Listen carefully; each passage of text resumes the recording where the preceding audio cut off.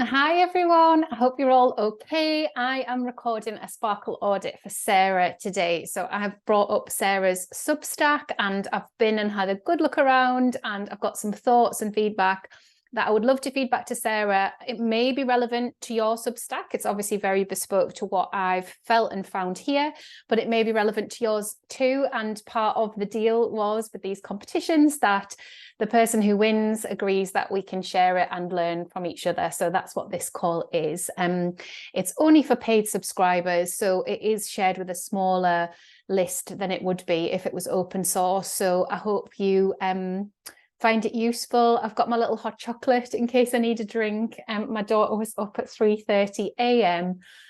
this morning. I've taken a deep breath because I still can't really believe that that's the time that we got up, and she was so ready for the world.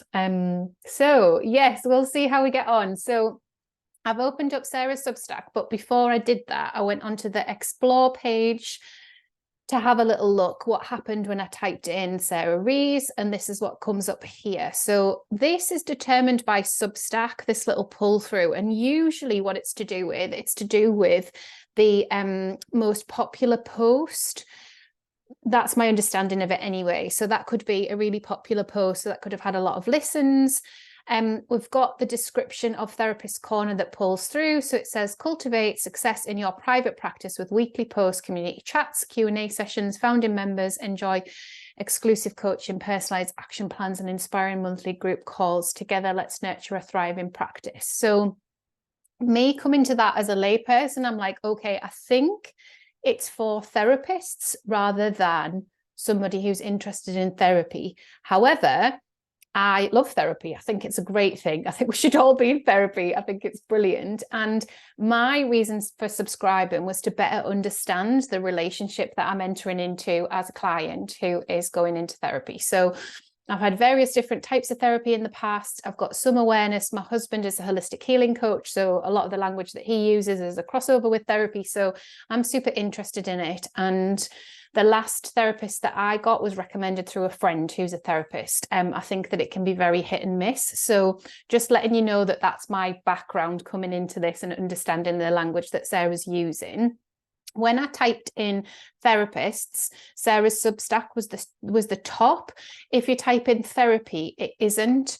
Now, this is primarily because Substack has a limited SEO function. It is getting better. These have all got therapy in the title of their publication, so that's why they're coming up. But I did a good scroll and Sarah's wasn't coming up, which is totally fine. But if I was me and I wanted to subscribe to things that were helpful for me to better understand about therapy, I would type in therapy, not therapist. So that's why I did that, just to show that really small nuance in who's searching. Sarah will know our ideal client and will have decided, okay, this is called the Therapist Corner, because then it says what it is on the tin, doesn't it? It knows exactly what it is. So when we go into Sarah's Substack, one of the things that I felt here was it's very much like a website, but a website that's quite difficult to navigate. So for me, I have to imagine that I am a therapist now, because that's what Sarah set a stall out as. Like, this is a space for therapists. And in fact, I sent it to a friend who's a therapist and said, this resource exists, you might want to have a look. So if I'm a therapist and I come here, I see really clearly at the top, I think it says to Therapists Corner. These word marks, they're so hard, aren't they? But that lovely purple colour is obviously pulled through in all of the branding that is visible. I don't know what's happened here. It could be that it's not loading for me. It might be that something hasn't pulled through. Yeah, I think unless you set a thumbnail for the video, Sarah, that'll be why. So you might want to either set the thumbnail or put an image in, like a still Canva image, because you've just got a grey box coming through there. As I'm scrolling down, obviously you can see that Sarah's made some recommendations. Not many though, 1, 2, 3, 4, 5. So, guys, I always tell you this in terms of growing your Substack. and thinking about who you want to recommend, and that being really true to you and your values. That's a really important thing to do, to spend a little bit of time on recommending other Substacks. You know, it can always come with a health warning. Like if you're setting up as a professional like this, you can say, these are things that I personally enjoy rather than things that I professionally recommend. You know, you can make that clear within your language if you feel like you need to. So the first thing that I'm seeing is there's a whole load of content, tons and tons of content, and there's quite a lot that are missing images. It's really helpful to embed images because it just gives us that flavor of what we're talking about. You know, looking at it from a snapshot, I've got the word Pinterest, you know, there's a social media expert, but it would be nice to see our face or to see a Pinterest logo or something that's going to entice me in. So that's kind of missing there. I feel like, again, you know, just looking at this and holding this as a page that I'm landing on, I'm not quite sure where to go. So I'm kind of pausing, and I feel like it's quite busy. So if my nervous system was dysregulated, you know, that can happen to therapists too, but I would be finding this really difficult, and I would probably click away because I don't know where to go. Like, it's not super clear. I did find where to go. I found the start here. I would be tempted, if you're going to have a start here, to have it as the first position. Get rid of chat, get rid of notes. You can move podcast along, I'm pretty sure you can, and you can just have the start here after home. You have to keep archive on, pretty sure, unless they've changed that, but you can change the order of these. You can just drag them in the menu in settings. So I would put start here there so that it is in that left hand side when we go to click. The other thing that I see is that there are two people attached to this Substack. So I'm like, oh, okay, like, is it Sarah or is it two people? Like, what's that about? There's two people here, there's two people here. So maybe it's two people that run this Substack together. So the next place I would go is into the about page, which obviously confirms there's two people here. Now, obviously what you can do on Substack is you can have two writers attached to a post. Let me see how Sarah's done it. Not on this one. I did watch this video. I thought it was really clear and really inviting. I thought it was really, really nice. I just think that we need that more front and center if we can. So you can add another writer in here. I'll show you how to do that in a minute. In fact, let's do it now, because I know what I'm like. Sometimes I forget.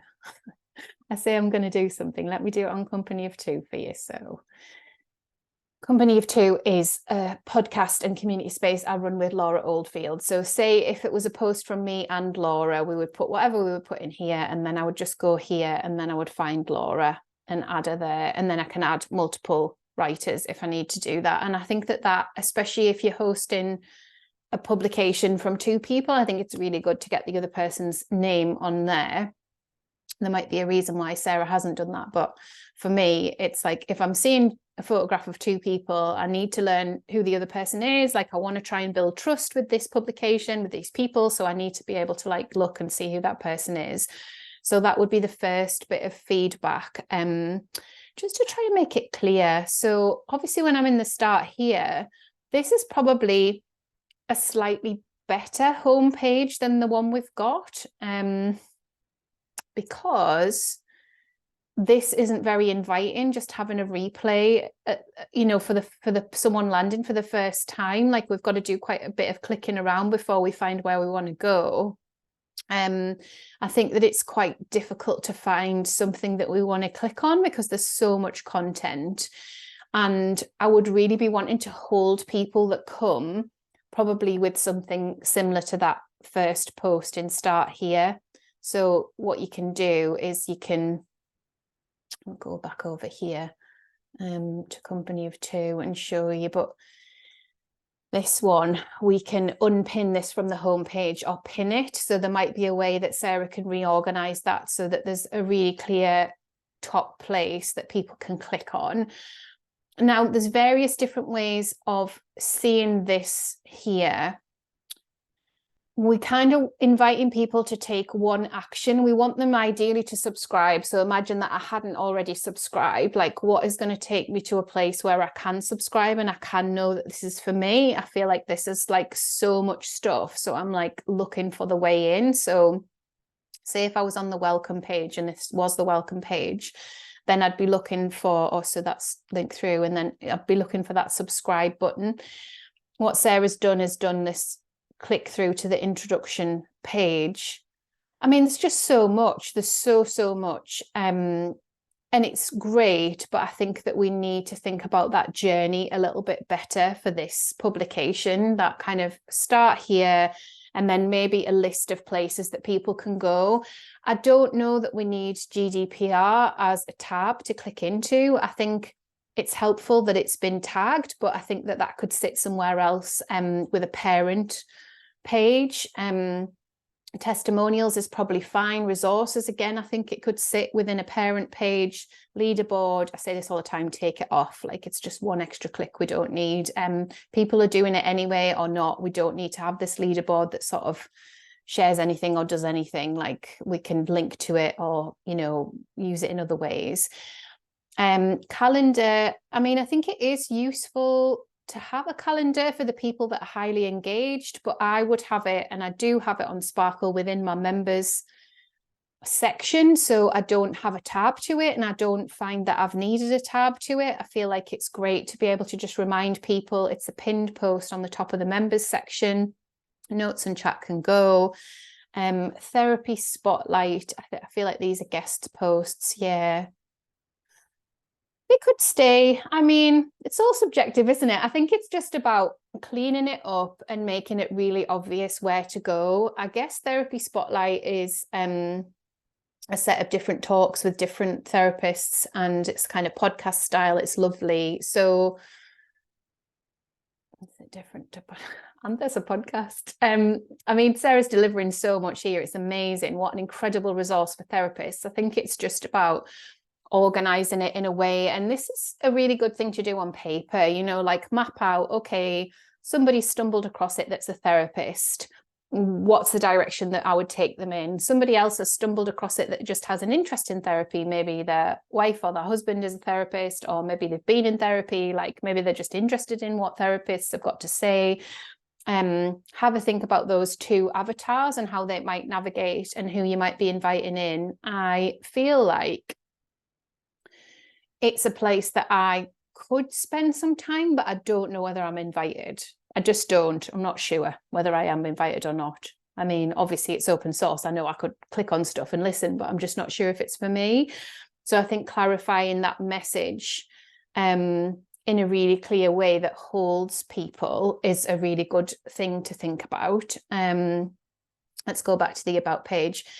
So I love this like introduction to, you know, that analogy of the staff room and bouncing ideas off and stuff like that. That makes it all really, really clear. I think that we just maybe need, if Sarah is really keen on just having therapists hanging out here, I just think we need that to be much more clear on the homepage when we're landing. I think we need it repeated in the posts, repeated in the podcasts. I just think, yeah, we just need that in many more places so that we're all really clear. So we've got Sarah and Sophie there. So yeah, I wonder if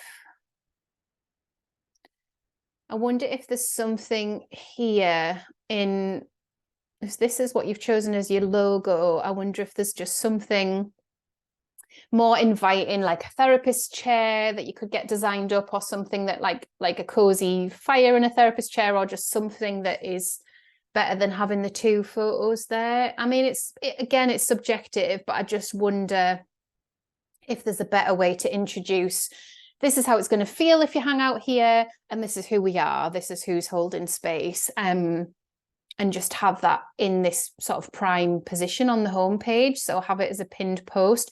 There are obviously various different setups that you can do. I did just make a YouTube video, a very brief one, because I'm going to do more for you guys next year on website setup within Substack. But yeah, there are various different setups. So over on Creatively Conscious, I've got this post at the top, which is a pinned post, enticing my members in, reminding them of what they get and all that sort of thing. And then everything else is just set out in quite, well, it's a very conscious sort of invitation. So everything is either magic-based, spiritual, nature, calm on the nervous system, like inviting. I'm trying to put photos of myself in there a lot, so people kind of go, oh, this is a person, you know, it's a photo of our home, you know. I'm really trying to kind of hold that space of like, this is a calm, wholehearted living space to hang out, and the visuals do a lot of that work for me. I have cut down over the last year how many tabs I've had here. Try to be really, really conscious about what's here, because as you know, like I do like to put a lot of content out, and I am going through a creative process of co-creating and working with collaborators and doing all sorts of lovely things. So yeah, I think the only thing I'd say about the logo is, and I'm still figuring this out as well, now when we open the app and we get that big, do you know what I mean, that kind of big portrait image with the logo in the middle, it's not really inviting anybody in, is it, having a logo? So even though Substack says upload your logo here, I do feel like we need to be creatively conscious actually about what we put in that logo space. So it's not like Sarah's done it wrong. I'm just I'm always questioning with Substack how we're inviting people in, like what we're setting out our stall with, what we're kind of saying to people. Yeah, as I've said, the branding's nice, it's very professional, it's inviting, it's clean, it's clear. I think that is a really nice and strong part of Sarah's Substack, and obviously using all of the kind of the different attributes around video and podcasts, like that'll be doing really, really well for Sarah. So I think that's super positive that she's taking up space with all that stuff. Yeah, I'm going to just pause the video a second, because I just want to get up the Google form that she filled in, which has gone offline. So I'll just do that. Okay, so I'm back. My neighbour's decided some sort of petrol mower or something and a sheepdog barking. So hopefully this is all okay still. Honestly, what timing.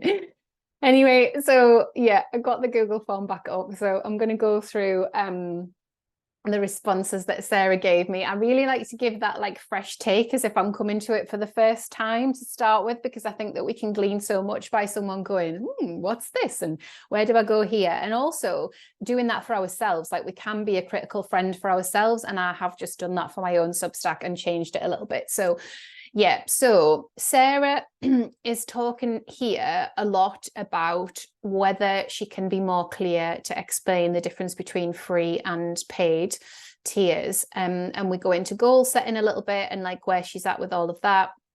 And there are some really ambitious goals, which are ambitious, but also realistic, I would say, in terms of growing subscriber numbers and the paid membership, which is at a very healthy 56 now. And the reduction when we import a mailing list is often around people not understanding what Substack is. We have got a job to do as writers here to explain what Substack is, whether that's inviting people to use the app, talking about it to people in person and hearing what their blocks and their boundaries are. And I've done so much of that work that I just feel I'm really clear now, and I'm able to do that in a way that really lands with people. So obviously, we've done this before in the sessions, but if you want to check how many people are receiving an email, then you'll get a bit of an idea of like how many people are just receiving it as an email. So to them, it's an email. And if you've got URLs to link to other things, that's great. But to them, they're just seeing it as an email. So if you want them to come on and engage in the platform or listen to podcast content while they're driving or like making their lunch or whatever else, like we need to keep inviting that sort of thing. But yeah, drop off is completely normal and totally fine. Sarah Faye always says it's about maths, not drama. And I just love that. It's amazing, isn't it?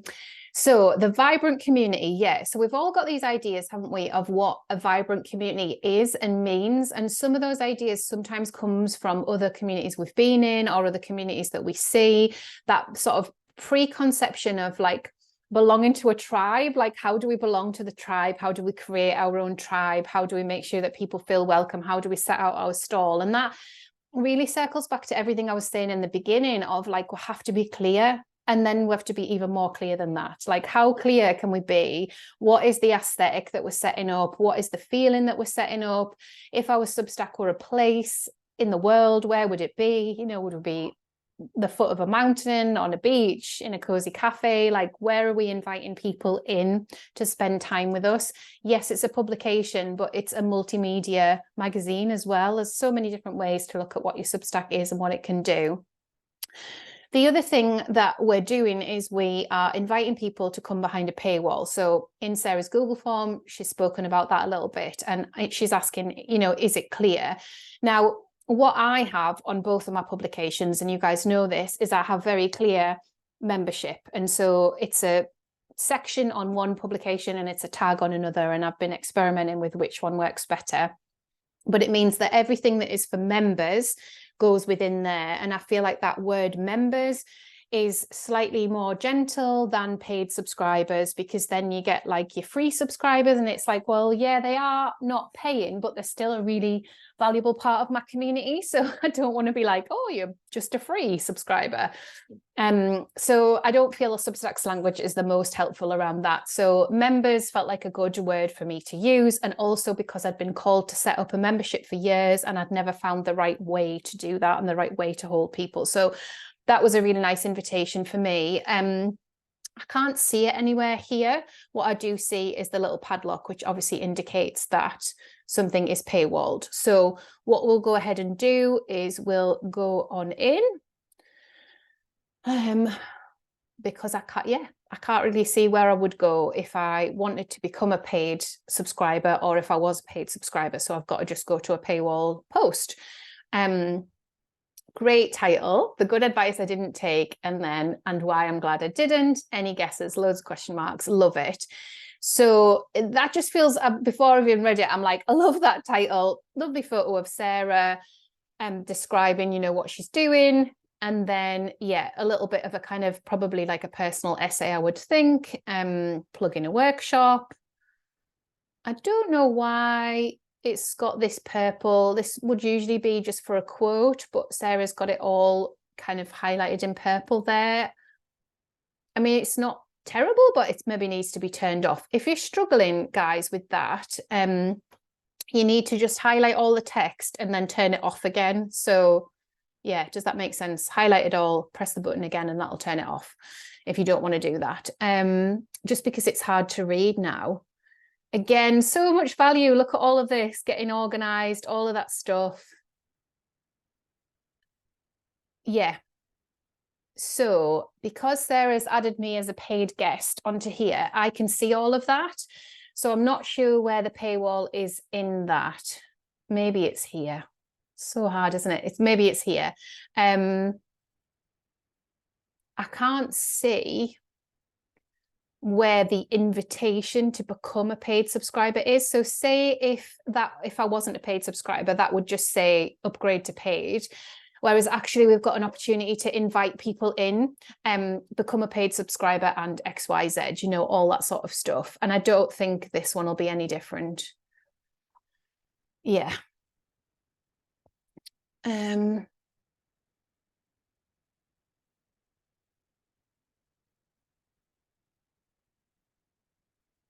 This is really great.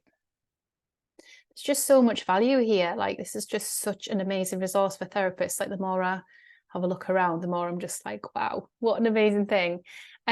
Yeah, so I think the invitation to paid, obviously it's confusing for me because I've been added as a paid subscriber.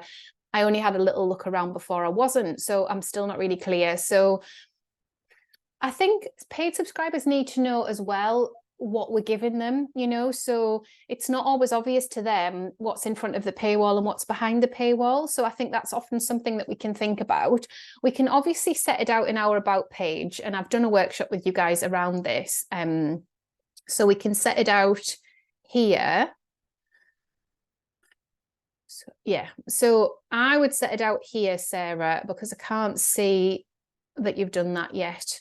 And just set out your bullet points for what free subscribers get and what paid subscribers get. Have a think about the language around, do you want to use paid subscriber, or is there something more inviting and inventive around the way that you hold therapists that might just come to you in a flash? Or maybe we could post it in chat and everybody could have a little chat about it. I know you were asking about chat. I'm not sure whether it's gonna load. It's sometimes a bit slow on my old rural internet. Yeah. So yeah, I mean, I did a similar post to this, Sarah, and nobody really chatted. I think sometimes it's more like broadcasty, isn't it? And other times it invites people in. Sometimes it's about, you know, showing up regularly. So on Sparkle, it's every single Monday. And that's a lovely thing, isn't it? People know to expect it. And I usually change the tone and stuff. So maybe you just want to pick a day a week or a day every other week and invite people in with a question. Make it for paid to start with, so that then people know it's private. Explain that. Maybe do once a month where it's for free subscribers. That would be a nice way to encourage more chat. I'm just reading back into here because I know you were talking about books and launching and all that sort of stuff, which is obviously a beautiful fit with Substack. Yeah, some bits are a bit clunky. I completely agree. Easy for people to navigate, could be simplified. Yes. Develop a sustainable content strategy. Currently weekly Q&As on Fridays. Podcast paid and paid people can attend. That's nice. Yeah. So yeah, I feel like with the joyful growth side of things, which obviously I'm always chatting about, Anna, and I've got 2 more workshops coming up on this soon.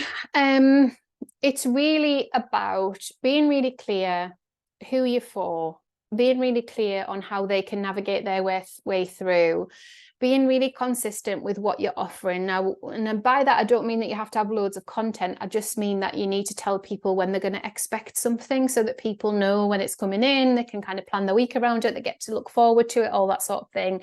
And then with the community elements, we don't need to overdo it. Like sometimes it's about one strong invite a month or a season that gets lots of chat going. This might just be a more conscious and nervous space for people, you know, if it's professional practice and all that sort of thing. So your chat might have to be like a little bit more lighthearted, like, I don't know, something around pets or favorite food or something like that. Because if it is like a staff room, that's kind of the stuff, isn't it? That's the stuff that we would get chatting about. And you're offering so much value and so much help for people that are running a therapy business or wanting to set up a therapy business or interested in therapy, that I think that to get to know you and to get to build up that know, like, and trust factor that I talk about a lot, I think it's about being a bit more lighthearted in your chat, and helping people to feel really safe that they can just be in a staff room with you. And I think that analogy is lovely. Maybe a big staff picnic or something. So it feels really spacious. But yeah, I'll circle back round. I think it's great. I think it's very confused when we first land here. And I think you're expecting people to do a lot to figure out if it's for them or not. I think you can be very, very clear around what free subscribers get, what paid members get in bullet points. Have a look back at my About page workshop and see if there's anything more that you can add in. Have a look at some people's Substacks that you really like. So ones that you like to spend time in, because there'll be an aesthetic and an invitation from them that you really enjoy. So Beth Kempton's a great example. You know, she's just come onto Substack, but she's all in. You know, she's probably been supported by Substack to kind of launch in this way, but she is being very, very inviting. You know, it just feels like a big warm hug when any interaction with her, any sort of piece of work that you read, any competition that you're part of, like, she's doing it really, really well. So have a look at people like Beth or any other people that you really admire on Substack, and just feel into what it is when you land there on their website. Feel what it is, and then that might bring you some more ideas as well. I'll just go over to Sparkle. So on here, my intention is much magic, as you guys know, and much kind of like conscious, joyful growth. Like we're not pretending that we don't want to grow. Like we do want to grow, right? We do want to grow our Substacks, our businesses, our opportunities. We do want to write and sell books, you know, work on collaborations. So that for me was just what I wanted to put front and center. The intention is it's going to be a magical place. There'll be some cake and coffee. There'll be some growth maps, you know, like I'm all about that. I'm not hiding anything. I'm just trying to be very upfront and honest about the way that I teach Substack here. The whole invitation to sparkle on Substack, it's like curious, isn't it? It's like, what does she mean? Okay, I'm interested, I'm hooked in, I want to have a look. And I really want to repeat that logo. I love the logo. I think it's really fun, and it's a lovely call to action, you know, to the mixed media platform. So that's why I'll repeat it. And I love inviting people to think about them having time on the platform. Like we've got time to listen, to revisit content, to think about things as we're going for a walk, to let them land, to come back, to edit multiple times. So however we want to set up our beautiful magazine, we can. But yeah, I mean, even this art on Substack, it's so out of date now. I do really need to update it. I need to update this as well. But I'm still really happy with the way that it's laid out. I feel like if someone lands for the first time, they are going here and they're still going here. You know, still, this is my first post on Sparkle. They still go here. So I know the treatment that I've given my Substack is working. And a lot of the time we can tell a lot by that. You know, if we've got a popular post, going back and looking at what is it about that post, what is it about the invitation, the language, the layout, like what is it that is talking to people and connecting for people. So don't be afraid to like go back into your posts and have a look how your posts are doing. I've just done that with a client actually, and I think it was super interesting to share this. I'll share it with you. So this is a client Substack that I look after for them. And one of the things I was saying is that when I went and did this post, which was very topical at the time, you know, we were all absolutely heartbroken that somebody had purposefully gone out and felled the sycamore gap tree. So it's an iconic, is it like 600-year-old tree in Northumberland? And I wanted to write about it, and it was out of the usual format that I would write in. So I wrote about it with the intention of holding space for people's thoughts and inviting them to come and share if they had like a link to an online shop, any sort of artist that had pottery or anything really, any merchandise related to Sycamore Gap. And obviously my open rate was relatively high. That's quite a high open rate, 61%. But then more than that, we got 954 views on that post. And we only have 438 subscribers for this project. So, and we've done very few posts, you know, it's a relatively new project that I'm supporting. So yeah, I do think it's really interesting to go back into that space and go, what was it? Now, obviously that's a one-off, but it did something really special for the people at the time, and it brought 6 new subscribers and it brought people into the space in a new way. So I do think that it is worth going in and having a look at your recent posts and see, you know, how they're doing. You know, don't just look at the subscriber graph. It is always interesting to look at your subscriber graph, but there are so many metrics with Substack, you know, like if I think, right, well, I put this in for the client, and put the emails over in May, 368 people, and then now it's 438, and I've done relatively little, you know, compared to what I know I can do. And then also more than that, when I was having a look over here, I'm going to stats, here we go. I was just like so enchanted that when I clicked on the world map, that it was only actually 85% of people in the UK that were reading it. So sometimes this just gives us a little boost, you know, just go over, have a look who has found your Substack in the time that you've been set up and how amazing that is. Have a look at your posts, have a look what's doing well, have a look at the surprises, embrace it all, because it's all good fun, isn't it? And we're all just trying it out. If you are feeling like you're watching this, and Sarah, you're watching this and you feel like, oh, it feels like a lot of work, I would say just come to it in a way that feels really good for you. So maybe that's like a Monday morning, you spend half an hour tidying up your Substack, or maybe it's like on a notebook first and you kind of plan it all out and work out, okay, well, what are the tabs, what are the sections, what are the headers, have a think about what feels good, and then just work through it, just work through it like a little tick list. Chat in the Sparkle community. If you want people to have a look at your homepage, we've got that critical friend option set up, so you can network on that post, and you can find other people that might want to have a look at your Substack for you.